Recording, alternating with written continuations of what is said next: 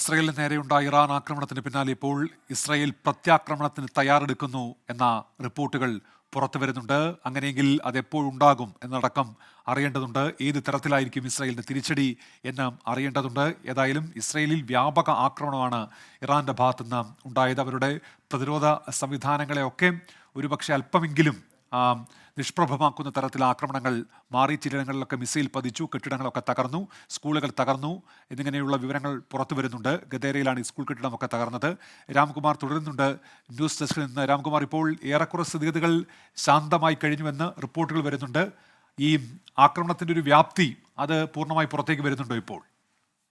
ഉന്മേഷ്, നിലവിൽ ഈ മിസൈൽ വർഷം ശമിച്ചു എന്ന് മാത്രമേ പറയാൻ കഴിയൂ.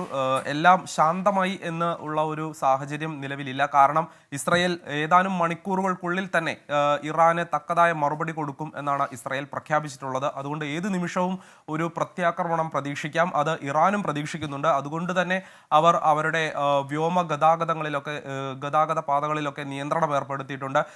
ഏതാനും ആഭ്യന്തര സർവീസുകൾ അവർ ക്യാൻസൽ ചെയ്തു. അതുമാത്രമല്ല, ചില വിമാനങ്ങൾ അവർ തിരിച്ചു വിളിച്ചു, സുരക്ഷിതമായി അവരുടെ വിമാനത്താവളങ്ങളിൽ ഇറക്കിയിട്ടുണ്ട്.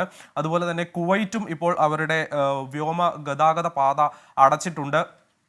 ഇതെല്ലാം സൂചിപ്പിക്കുന്നത് ഒരു പ്രത്യാക്രമണത്തിന് ഇറാൻ മാത്രമല്ല, പശ്ചിമേഷ്യയിലെ എല്ലാ രാജ്യങ്ങളും അങ്ങനെ ഒരു സാഹചര്യം മുന്നിൽ കാണുന്നു എന്ന് തന്നെയാണ്.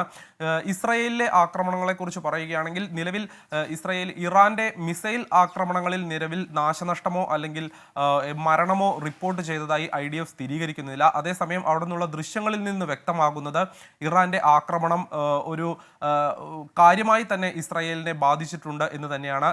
ടെൽ അവീവിലും ജെറുസലേമിലുമാണ് ഏറ്റവും കൂടുതൽ മിസൈലുകൾ പതിച്ചത്. അതിൽ പലതും ഇവരുടെ വ്യോമ പ്രതിരോധ സംവിധാനം ഉപയോഗിച്ച് ആകാശത്ത് വെച്ച് തന്നെ നിർവീര്യമാക്കാൻ സാധിച്ചെങ്കിലും ഇവയുടെ അവശിഷ്ടങ്ങൾ വീണുപോലും ഒരുപാട് പേർക്ക് പരിക്കേൽക്കാനും, അതുപോലെ തന്നെ ഇപ്പോൾ വെസ്റ്റ് ബാങ്കിൽ ഒരാൾ കൊല്ലപ്പെട്ടതായും അന്താരാഷ്ട്ര മാധ്യമങ്ങൾ റിപ്പോർട്ട് ചെയ്യുന്നുണ്ട്.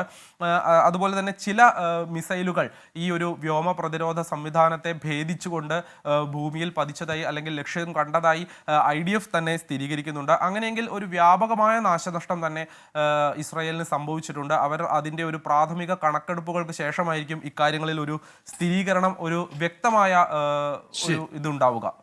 രാംകുമാറാണ് വിവരങ്ങൾ നൽകിയത്. ഇസ്രായേലിന് നേരെ ഇറാന്റെ ആക്രമണം ശക്തമായി തിരിച്ചടിക്കും എന്നാണ് ഇസ്രായേൽ ഇപ്പോൾ നൽകുന്ന മുന്നറിയിപ്പ്.